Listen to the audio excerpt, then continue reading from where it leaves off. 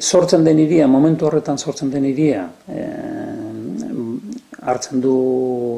hiri Erdi Aroko hirigune baten egitura, egituratzen da plaza, hiriaren sarreran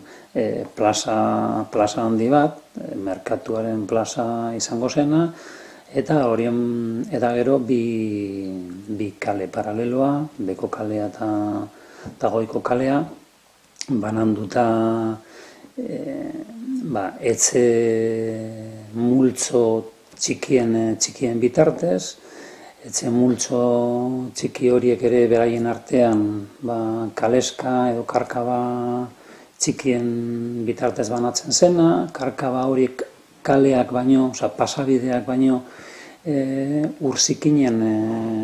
estolderia moduan funtzionatuko zutela, eta egitura hori mantendu egin da neurri handi batean 19. mendera arte.